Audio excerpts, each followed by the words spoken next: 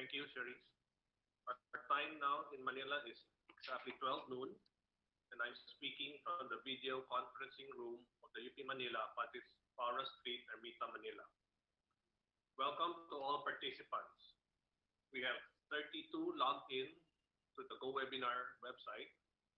Our today's topic is work-related upper extremity pain. In this webinar, the attendees will learn the etiology, epidemiology, and impact of work-related musculoskeletal disorders.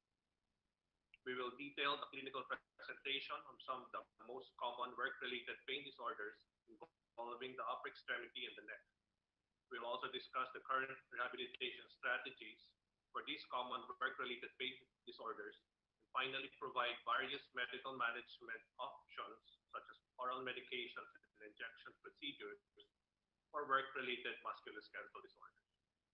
We'd like to give special thanks to our sponsor for today's webinar, MSD. Today's speaker is Dr. Melissa Samuco Mercado. She is a physiatrist, a doctor trained in physical medicine and rehabilitation with special interest in hand rehabilitation. Currently, she is an active consultant at the Physical Medicine and Rehabilitation of the Makati Medical Center, where she served as department chairperson for 10 years. She's a graduate of the University of the Philippines, Philippine General Hospital, where she likewise obtained her residency training in physical medicine and rehabilitation. Her postdoctoral studies include clinical preceptorship in hand rehabilitation at the Philadelphia Hand Center and electrodiagnosis at the Thomas Jefferson University Hospital in Philadelphia. Dr. Samuco Mercado is an active member of the Philippine Academy of Rehabilitation Medicine, where she heads the Farm Fund, the Social Civic Arm of Farm, raising funds for the various needs of indigent persons with disabilities. Without further ado, may we now call on Dr. Mercado. Thank you, Joseph. Thank you for your kind introduction. And good afternoon to everyone who's logged on today with us. The topic for this webinar is something that I see a lot in my clinic. Every day, we use our upper extremities for work and for leisure, and depending on the way and how much we use them, these activities may cause pain and may even lead to serious injury if not addressed appropriately. Upper extremity pain related to work, particularly office work, is what my discussion will be centered on. Specifically, I will be discussing how work-related musculoskeletal disorders, or WRMDs, are brought about, the clinical presentation of common WRMDs of the upper extremity, their management and prevention strategies. The computer boom happened sometime in the early 80s. Computer applications addressed the needs of various types of industries. The use of computers tremendously increased work efficiency. Case in point, look at ourselves. We are utilizing computers to hold seminars through the web. Who would have thought this to be possible back then? Around 90% of office workers use personal computers. In fact, some companies even provide laptops to certain employees depending on the type of responsibility they have in the office. That sounds really nice, right? Having your own free portable computer, but truly this also means that one's work will not just be limited in the office, but may extend even at home. These are the problems that a lot of office workers are faced with today. Their work is sedentary, they are seated for hours with very little physical activity. Muscles, though being used, are pretty much static, and this brings about poor circulation to the muscles. In addition, there may be increased amount of stress that goes with having to meet deadlines and having to spend a lot more time for work in front of the computer. As I mentioned, the usual office work is static. What is static work? It is work done by muscles which remain contracted for a prolonged period with very minimal movement produced. The muscles squeeze the blood vessels within or near it, thus restricting blood flow. This cuts down the delivery of oxygen to the muscle and the removal of waste product, lactic acid, from the muscle. As you know, lactic acid produces muscular pain. Dynamic work, on the other hand, is work done by the muscles which rhythmically contract and relax, resulting in movement, and this contraction acts like a pump for blood to flow to allow better supply of oxygen to the muscles, as well as removal of lactic acid. For this reason, dynamic work is better. Because of the nature of office work, WRMDs are the most prevalent type of injury in the workplace. 40% of WRMDs are seen among office workers.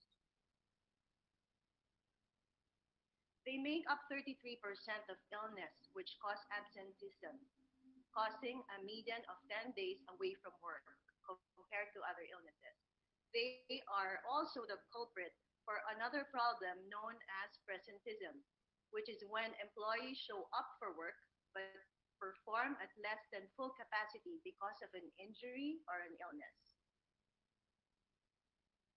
So, what exactly are WRMDs which may bring about upper extremity pain? They are injuries or disorders of the musculoskeletal system caused by various hazards or risk factors within the workplace. Strictly speaking, they do not include those injuries which are brought about by a fall, an accident, or an act of violence in the workplace.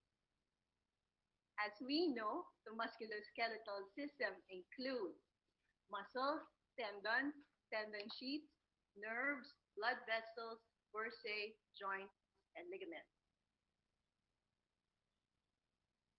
In the literature, these are the terms used interchangeably with work-related musculoskeletal disorder: repetitive strain, cumulative trauma disorder, musculoskeletal injury, occupational overuse syndrome.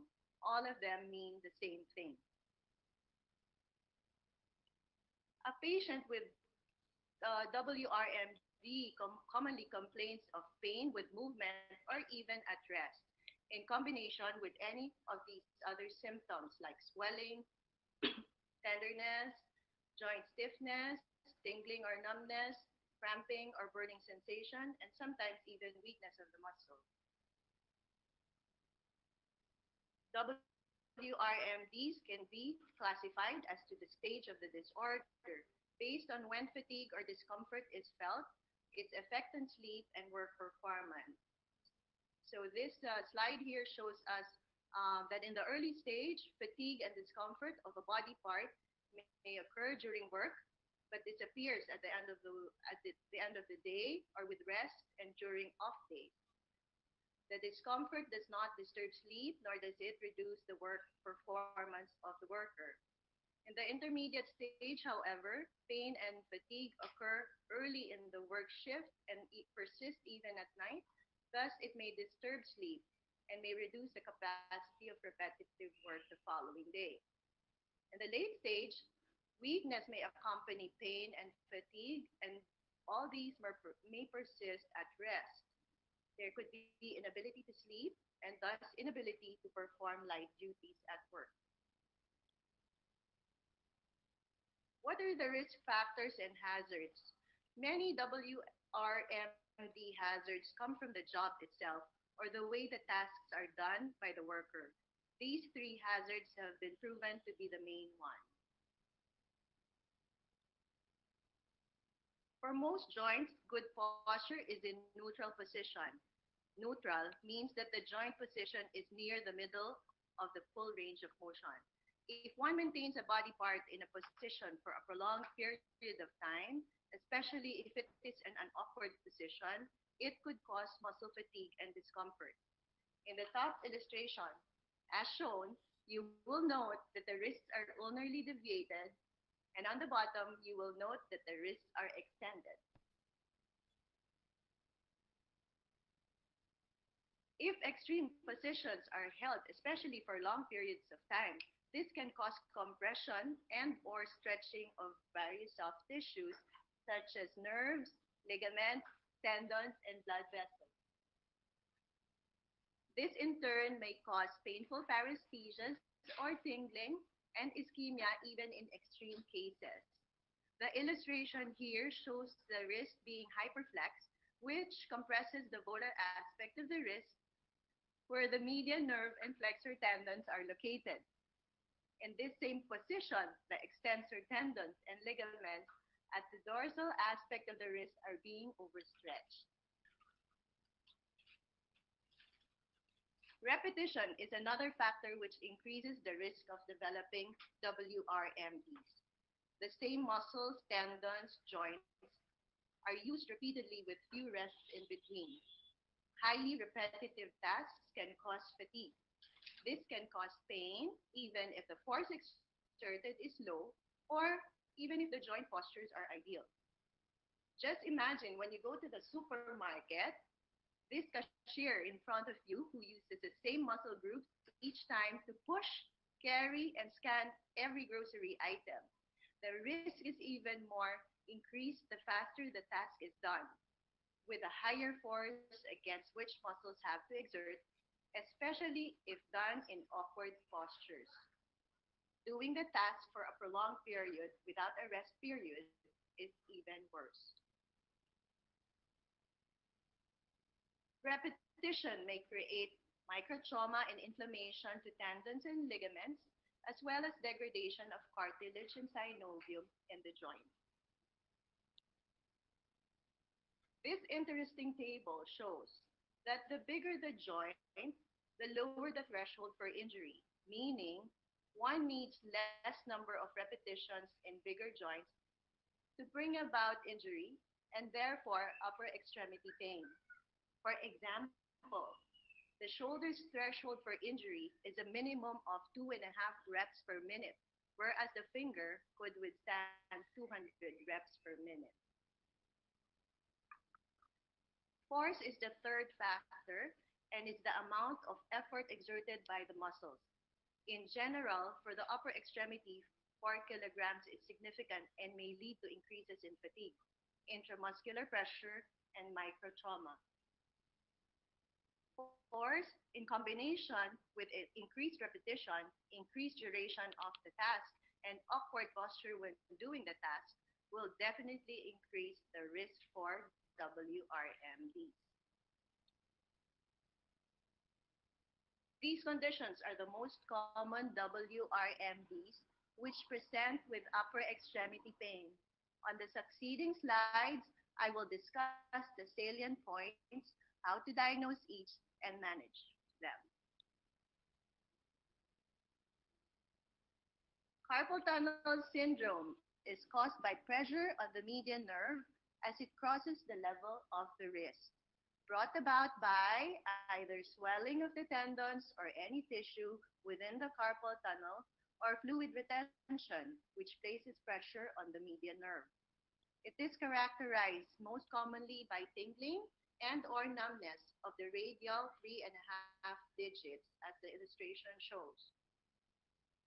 There could be radiating pain from the wrist to the forearm also, and some patients may even report dropping objects already within their grasp. In the later stage, thenar muscles may be atrophied. A positive denounce at the wrist is characterized by tingling sensation across the palm and through the median innervated digit. And this is elicited by tapping on the wrist. A positive valence is elicited by compression of the wrist. As the illustration shows, this is done by pressing the dorsum of the hands together to flex the wrist. An alternative is to extend the wrists by assuming a palm-to-palm position as if in prayer. These positions, held for 60 seconds, will bring about the same tingling sensation. In addition, an electromyography and nerve conduction velocity study provides an objective evaluation of the status of the median nerve. It can assess the severity and thus prognosticate, and so help the clinician decide on the best treatment. It is also done to monitor the progression of the disorder or the response to treatment. Normally, when we close and open our hand as the digits flex and expand, The flexor tendons glide freely through their individual tendon sheets, forming tunnels. In stenosing tenosynovitis, more popularly known as trigger finger, there is inflammation or scarring of the flexor tendon at the distal palmar level, causing poor tendon glide and triggering. There is digit pain of the flexor tendon at the level of the metacarpal head, where a nodule is usually palpated. Triggering most commonly happens when the distal interphalangeal joint extends from a fully flexed position. In the later stages, the digit may be limited, such that it will be stuck in flexion. As shown here, the ring finger isn't able to extend. There is no need for a special test to diagnose it, as presentation is pretty straightforward. In decurvane tenosynovitis, there is inflammation of the tendons of the extensor pollicis brevis and the abductor pollicis longus at the base of the thumb. It presents with pain over the radial wrist at the area of the snuff box, with or without swelling or warmth in the area. A positive Finkelstein sign confirms the diagnosis. This is done by placing the thumb in a closed fist, then deviating the wrist towards the ulnar side. Though no other special test is necessary, a musculoskeletal ultrasound may visualize the inflamed tendons and further confirm the diagnosis. In lateral epicondylitis, popularly known as tennis elbow, there is inflammation of the wrist and digit extensor tendons near its insertion into the lateral epicondyle. Remember that one does not need to play tennis in order to acquire this condition. It may be brought about by any activity involving repeated or prolonged wrist extension and forceful gripping, which automatically activates wrist extension. The patient typically presents with tenderness over the lateral elbow and over the muscle bellies of the wrist extensors located at the top of the forearm. A positive Codons test elicits pain over the lateral elbow on resisted digit and wrist extension.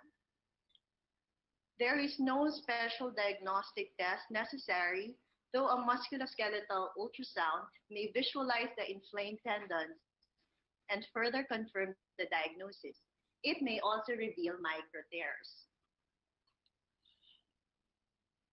In rotator cuff tendinitis, there is inflammation of the rotator cuff tendon as it crosses the acromioclavicular joint of the shoulder. Office workers who repeatedly carry loads like files overhead are usually the ones at risk for developing this. Typically, there is tenderness at the lateral shoulder joint and the proximal upper arm, and pain on shoulder abduction and rotation. At times, patients only consult months after they started feeling shoulder pain, which they have disregarded until shoulder stiffness sets in and they have difficulty with reaching, dressing, and other activities which involve elevating the arm above shoulder level. There are several special maneuvers which can be done at the clinic to assess rotator cuff tendinitis. A positive MT-CAN test shows that there's shoulder pain when resisting a downward pressure on the arm, wherein the shoulder is held abducted to 90 degrees and horizontally adducted to 30 degrees, while the shoulder is internally rotated. A positive Hawkins test is when the shoulder pain is elicited, when the shoulder is internally rotated with the shoulder held in 90 degrees abduction, while the elbow is flexed to 90 degrees. Imaging studies like X-ray visualizes osteophytes or may visualize osteophytes, which may irritate the rotator cuff tendon. Musculoskeletal ultrasound and plain MRI visualize inflamed tendons and bursae and even tendon tears.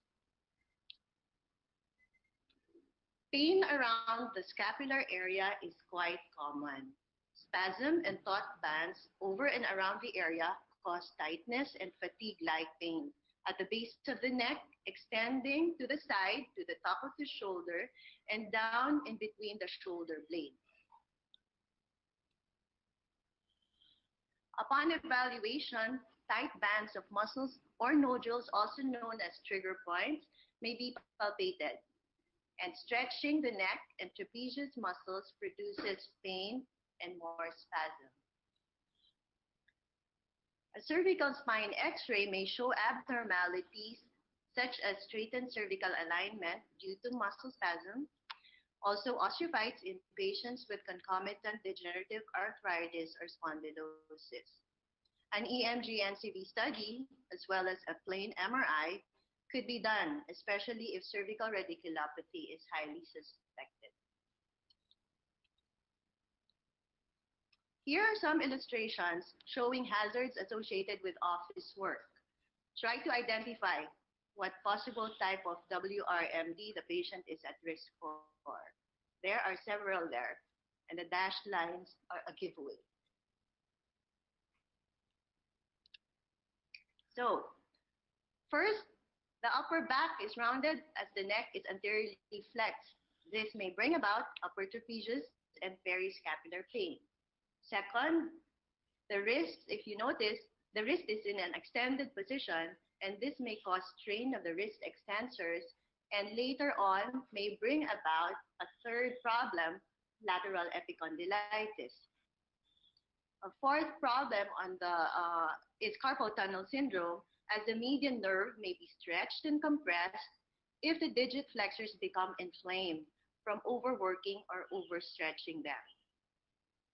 The photo below shows an ulnarly deviated wrist, which may cause the fifth disorder, a strain of the extensor or flexor carpi ulnaris, and a sixth problem, decurvain tendinitis from overstretching of the abductor pollicis longus and extensor pollicis brevis tendons across the wrist.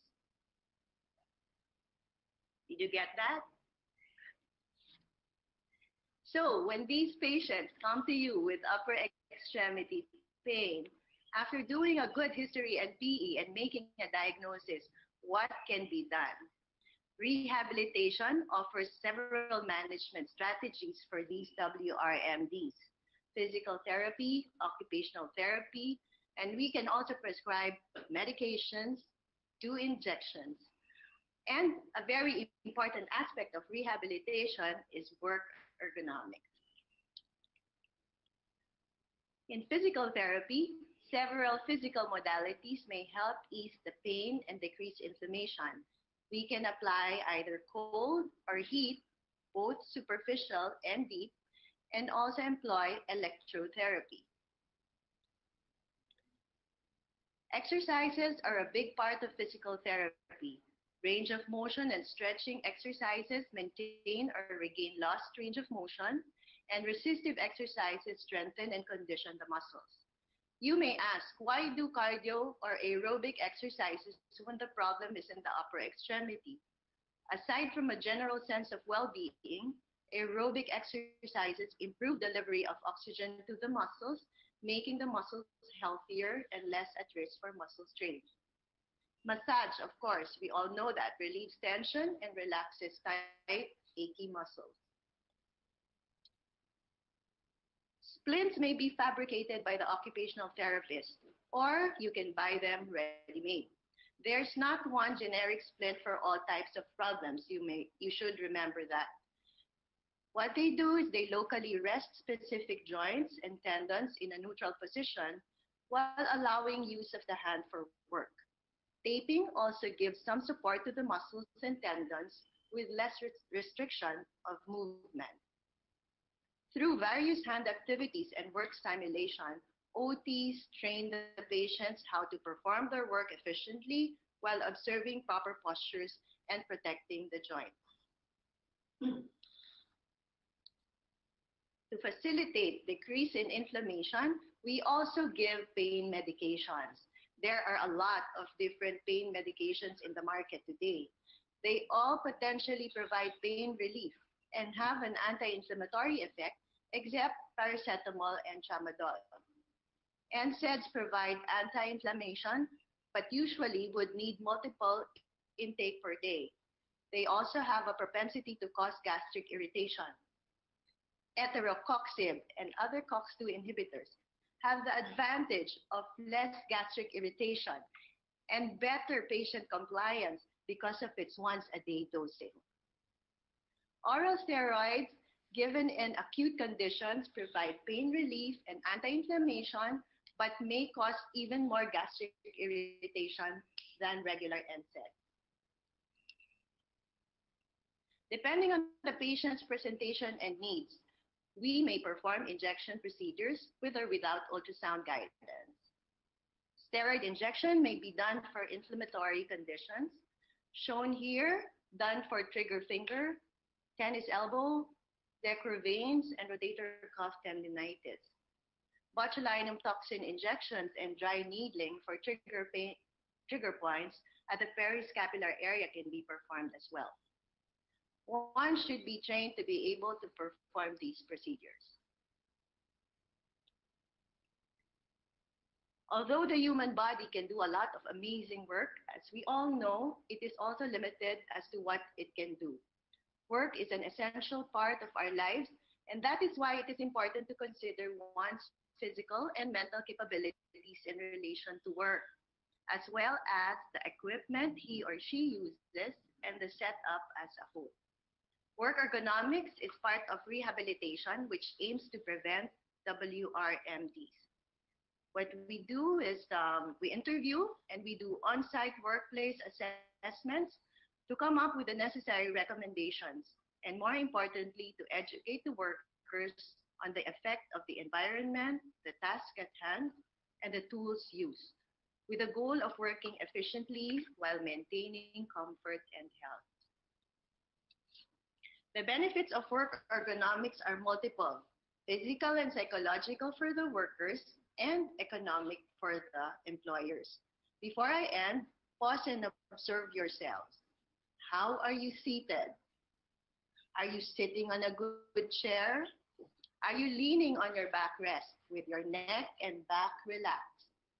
Are you slouching with your upper body hunched?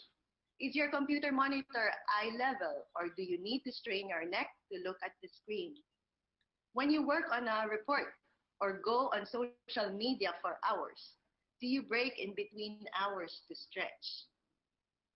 Those are just simple tips for not just office workers, but for everybody in order to prevent work-related upper extremity pain. To end, we go back to our learning objectives. I discussed upper extremity pain in the context of work-related musculoskeletal disorders, the common conditions, their management, and some prevention strategies. I do hope you have learned a few things today which made your afternoon worthwhile. More importantly, I hope you could use what you have learned to help your patients and your co-workers be healthy and work efficiently. Thank you for the insightful lecture, Dr. Mercado. We again would like to thank our sponsor, MSD. Before we proceed with our Q&A portion, let's have one of our panelists give his reaction. May we introduce Dr. Jose Anthony Hoxon. He's an orthopedic surgeon specializing in orthopedic trauma and shoulder surgery. He did his residency training at UPPGH and was a registrar and SHO at the Shoulder and Elbow Unit at Oxford University in UK. At present, he is a clinical associate professor of orthopedics and an attending orthopedic surgeon at UPPGH and University Perpetual Health, Las Piñas Delta Medical Center. He's also a consultant at the Department of Orthopedics at the Asian Hospital Medicine Center. May we now call on Dr. Hoxon. Hi, good afternoon to everyone who's tuned in this afternoon. Thank you, Joseph. Thank you, Melissa, my classmates in the UP College of Medicine. Melissa gave quite a comprehensive and complete yet simple talk, no, on this very important topic. No? It's not just actually the use of table computers, but the use of smartphones, tablets, which have all played a part, no, in the etiology of this medical condition. It used to be that once you left for your home, no, you left your computer there, but now you go on your smartphone, you go on your tablet, so you actually bring your work home. A lot of people actually work from the house. So it's now a combination of working in their workplace and then working in their home. And they will all contribute, no, to all these disorders which Melissa described. Now, in relation to work-related disorders, there's also what we call home-based work-related disorders. We're not only talking about those telemarketers who literally work from their home, but also doing all these house chores, no? Okay? Doing the laundry, cleaning, cooking. So all of this will already play a part, no? The individual is already tired from doing his or her household chores and then going to work, going to the workplace, going back to his computers and laptops. So everything, no? All of these will play a part in the creation or etiology of the disorders we just described. Also, comment on proper posture. It's not only during your work where you have to have proper posture. During the commute to work, or even the way you position yourself when you're driving. In this day and age, it's not uncommon to have a 2 or a 3 hour drive or commute to work. So if you are not seated or standing properly, this will already contribute to how bad you are feeling at work. So those are my few comments.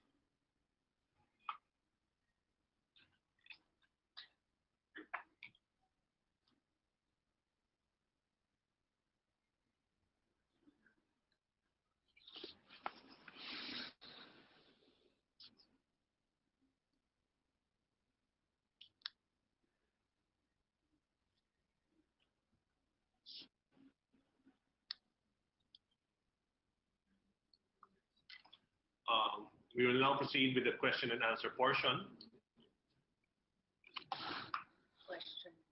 First question is, please comment on whether to use cold or warm compress in these injuries. This came from, somebody we all know, Jonas Del Rosario. Okay, I'll answer that. Hi, Jonas.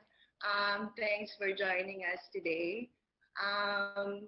The use of cold or warm compress. Okay, usually when you want to relax a muscle, you want to use warm compress, but don't use it when, let's say, over a joint that is already swollen and warm. Okay, and then cold compresses are applied in the acute stage. No, when example, you did something, you strained your neck or you pulled a muscle, then you can apply cold right. Just like when you have a sprain, okay, you apply cold. And we usually say about the first 24 hours, apply cold, and afterwards you can apply warm. I'd also like to ask a question for either of our speakers here. When do you consider surgery for these types of work-related musculoskeletal disorders? Probably one of the more common procedures, no, for upper extremity-related disorders would be surgical treatment of carpal tunnel syndrome. Okay. Well, we usually maximize the benefits derived first from non-surgical treatment. So period of rest, immobilization, or anti-inflammatory or physiotherapy. Now, if that doesn't work, so meaning to say the pain is still persistent or the clumsiness or the weakness is still persisting, and that's when we would probably already advise the patient to undergo some form of surgery, some form of the, call it a carpal tunnel release. Okay? It's a relatively safe procedure. Can be done under local anesthesia on an outpatient basis. Basically, we go in and we release a structure there that is pressing on the affected nerve, in this case the median nerve. And when we are able to surgically release that, that will usually relieve the compression on the nerve. So indication for surgery will really vary from case to case. It also depend on the patient's lifestyle, age, all of these risk factors which we also consider. So we have another question from Ellery Polinario. It's addressed to Dr. Mercado. Good day, Dr. Mercado. Can you recommend some short exercises, stretches to help patients and clients have a healthier habit in the workplace? Things that they could do in a short time but have a good effect on them. Okay, thanks. Thank you very much for that question, and I'm glad you asked that question. So usually what we recommend for patients who, number one, present with the most common is like an upper trapezius pain. No? So what we do is, what you can do is to bend your neck towards one side. Okay, if this is the one that's painful, all right, you bend towards the opposite side. And to ensure that you don't go this way, the whole body goes that way, you try to sit on your hand, okay, on that same side to stabilize your shoulder, and then do this, okay? And then you can also do it on the other side. Now, when you stretch, you have to do it slowly, and you have to make sure that you you put a hold on it, no? Just keep it there for about 5 to 10 seconds. Don't do it fast, okay? A slow and sustained stretch will be the most helpful. Now, if you're talking about, let's say, you can also do stretches such as this, okay, for the middle trapezius, okay, this way. And for your wrists, now you can do like a stretch like this and this way, okay? Usually for lateral epicondylitis, we recommend that you stretch your wrists in a downward position, okay? So those are the simple things, simple stretches that you can do for a very short time. What we recommend is that every hour that you are on desk working with your computer, you have to break for about 5 minutes to do the stretching. So that's it. I hope I answered your question. We have another question from Eileen Dualan. What advice can you give to companies, corporations on what role they should take in preventing and or addressing these work-related muscular disorders? Thanks, Eileen, and thank you for joining us today. And thank you for that very important question. We really have to enjoin all the companies, okay, who have office workers to be more proactive with this. I see a lot of patients who come from call centers and they don't have an occupational health and safety program. So a lot of them come back after physical therapy, they're back there at work, and then they do the same thing. Of course, if they don't listen to our advice, they do the same thing. And after a while, they're back again in the clinic. So it has to come also from the management of that corporation so that they will actually have the initiative, to have a work ergonomic program. The rehabilitation specialists can come in. Now, they can ask us to come in and do assessments of the the workers during their work, assess their workstation. No, all of these we can do in order for the workers to have less of these instances wherein they have to be off work. So I hope I answered your question. There's another question from Rogelio Dazo. I don't know if this was already answered earlier. When do you recommend surgery for carpal tunnel syndrome after therapy?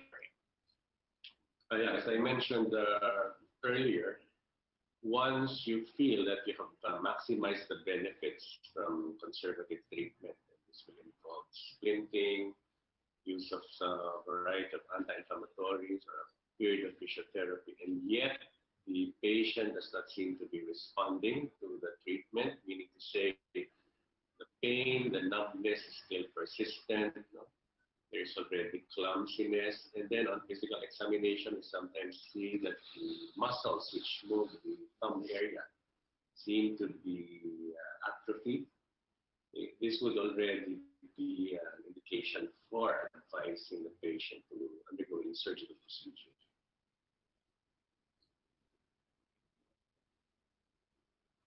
Thank you very much for the engaging discussion, Dr. Mercado and Dr. Hobson.